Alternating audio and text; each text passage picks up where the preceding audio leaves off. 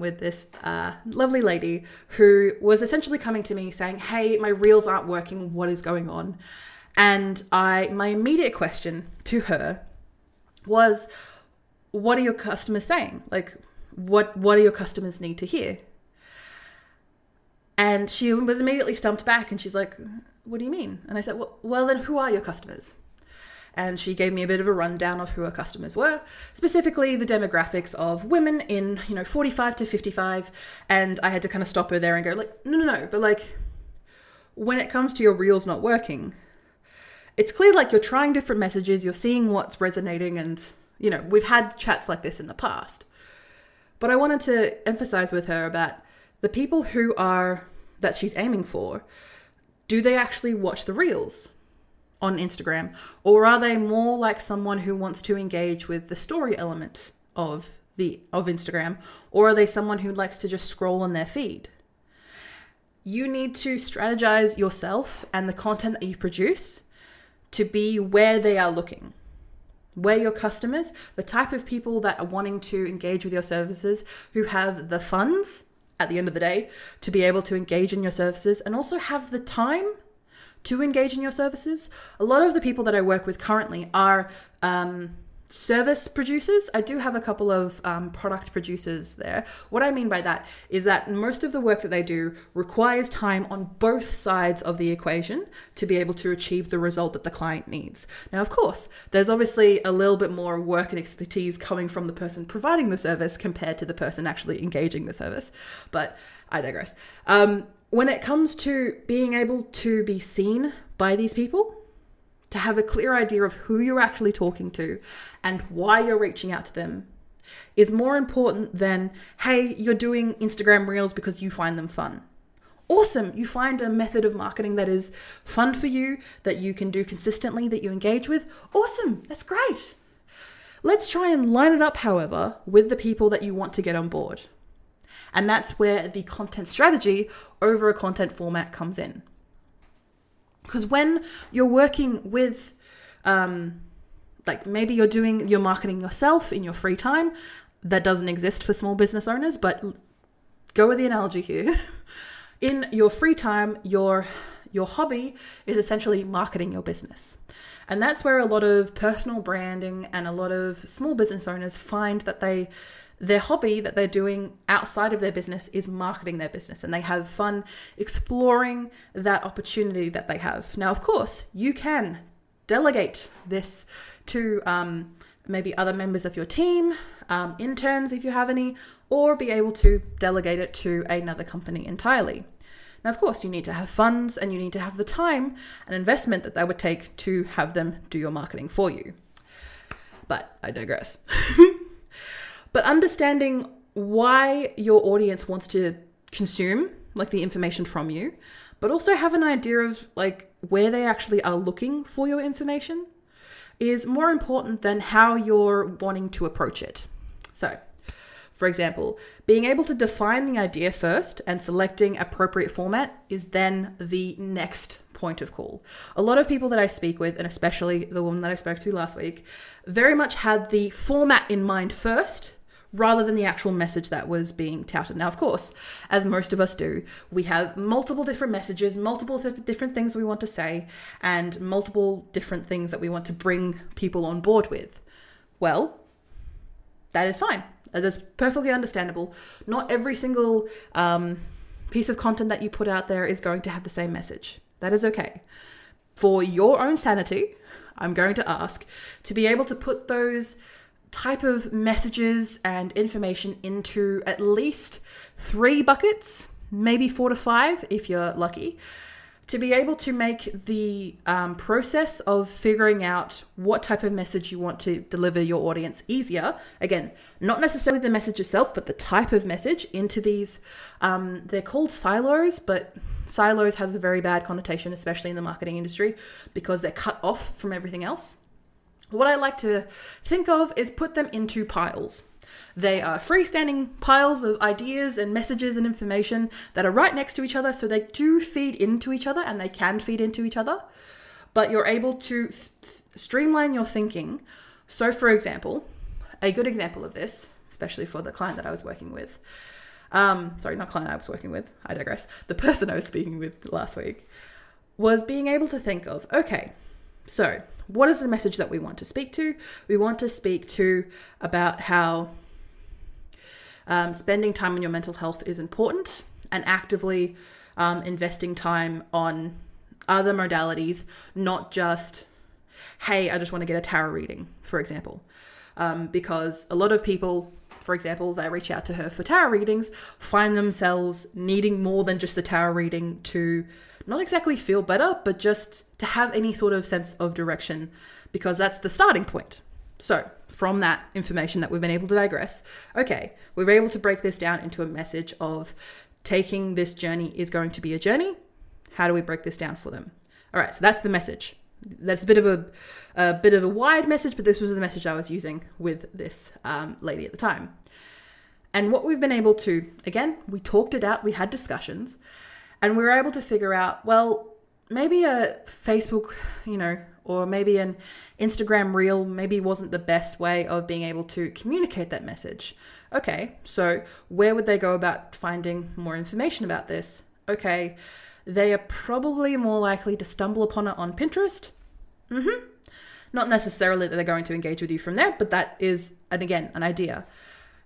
We discussed about maybe still using the reel method of like using a vertical video that showed both the journey, but also her face and the words that she uses. She has a very calming, voice, which of course brings more people on to that journey of actually focusing on themselves. So she found that useful to be able to think about, okay, now maybe you're actually doing something useful for yourself, like for example, creating a reel every week. That is useful. Maybe it's not resonating with your audience, maybe just because they're not there. Maybe they're on Facebook. Okay. When it comes to posting stuff on social media, as those who have maybe listened to my podcast before, I usually put it down fairly low on the priority list because social media is rented land. It is not your property. The Facebook, Metas, and LinkedIn's, YouTube's of the world will change their algorithms in an instant, and you can be left high and dry. So when it comes to that amount of work, especially if you're putting a lot of work into one piece of content, sharing it on all platforms is okay. Yes, for example, it may not exactly fit, say, the LinkedIn aesthetic, but you're still showing up. You're still there, and it is a good start before you carry on with the rest of your marketing journey. And especially if something that you have worked hard on that really resonates with people and has a really good message, do not be afraid to post that video again in 60 days. Maybe even a little shorter depending on the focus of the actual message.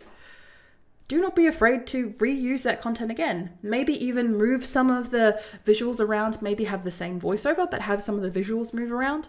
Because again, the content itself is just in that awareness part of the work that you are doing. You're still bringing people into your sphere of influence.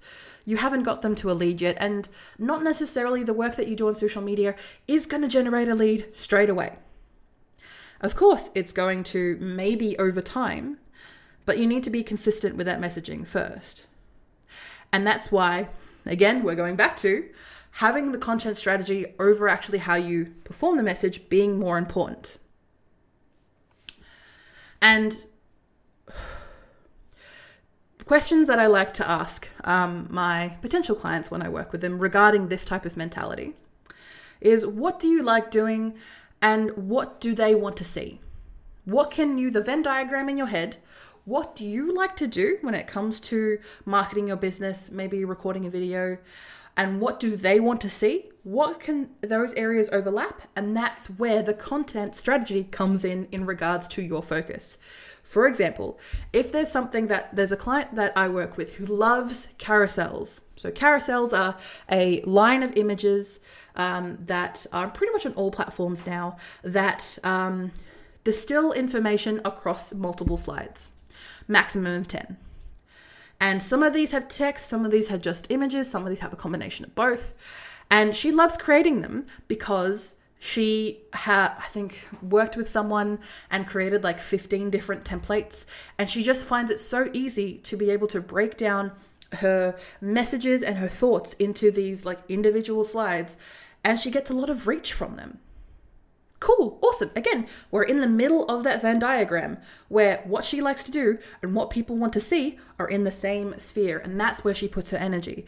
And she continually gets, things going viral because she actually spends her time on things that she enjoys doing. Now, of course, that is a win-win. That is not always going to happen, especially with the target market that you're working with. The target market that you're working with may be very different to you. And that is okay. You are there to help them grow. You are there to help them succeed. You are not necessarily going to be the exact same person, nor should you be. But I digress. I'm saying that a lot today, so my apologies if that is grating on you a little bit. Another question that I have is there something that you don't hate doing? When it comes to marketing and the activities that you do, is there something that you don't hate doing? Can you work with your customers and with your clients to be able to do something like that if you don't hate doing it? So say, for example, I have a couple of clients at the moment who do not like getting on video. And that might seem rather strange from Zoe, the video confidence coach. You don't need to necessarily get on video if you are uncomfortable with it. But what they don't hate doing is filming their hands as they make their art. They don't hate doing that. So maybe you'd be able to utilize that with a voiceover or maybe reading some poetry. Or again, what type of atmosphere do you want to bring people into? Again, that resonates with your target audience. Again, we're thinking of the strategy more than the actual output of what we actually do. Again, strategy over format. And as I mentioned before, earlier in this podcast, if there is something that you hate doing, that you cannot stand doing, can you delegate it? Can you delegate it to one of your staff if you have any? Can you hire someone for maybe 1 to 2 days a week to do that type of work for you if that's how much effort it takes? Or maybe, for example, I work even with a couple of clients who have me do their social media because they dislike it so much. And honestly, with the amount of work that we've done over the years, I just, put it all together for them relatively easily. And they're happy.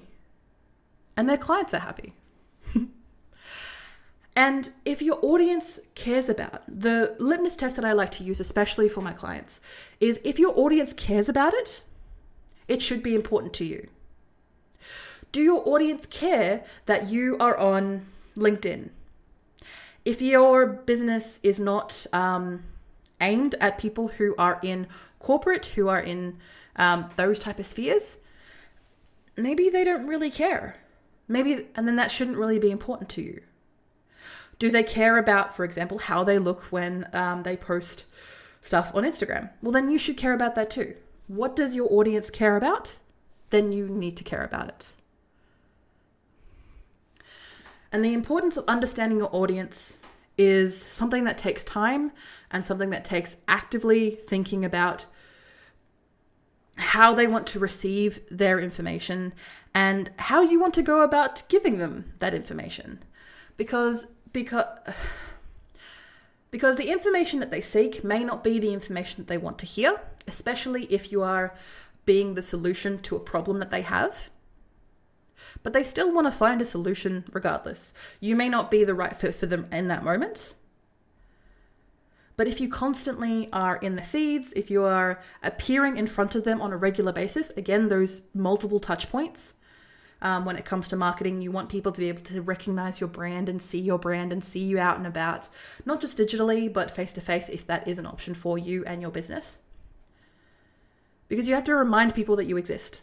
And for a lot of people, especially in this current cost of living crisis, to be able to have a problem rise above all the other problems to the point where they need to fix it and they need to find your solution, you need to be there. And if that means working on your website, if that means providing some context to what you do. So when people have questions, you're not there on the phone, juggling, trying to answer people's questions, when you can put that effort and time into a FAQ list on your website, to maybe do a series of videos, maybe even just really basic videos on your YouTube channel, which then can stay on your website to help answer people's questions. But then you can use that content in blogs. There is so much that you can do with such little bit of effort, but to be able to have the thinking or the wherewithal to think about, okay, what does my audience need? What are the answers that they're seeking? And what is the way that I can do that is easiest for me? And say, for example, if something isn't easy for you, but you're interested to learn, there will always be tutorials for pretty much everything. And if you don't, contact the professionals who do know that space. Like, I'm currently in discussions with someone right now who hates talking, but they want to start a podcast because their clientele love podcasts, like rave about them. So we're trying to work a little bit on that little bit of the Venn diagram, that bit in the middle of, okay, you don't like talking, might make podcasting hard. Let's delve into that a little bit. Of course, I'm not a psychologist, but to be able to delve into that a little bit and make sure that the reason that you're doing it, and as I mentioned specifically to this potential client, is if you hate something, you are not going to do it.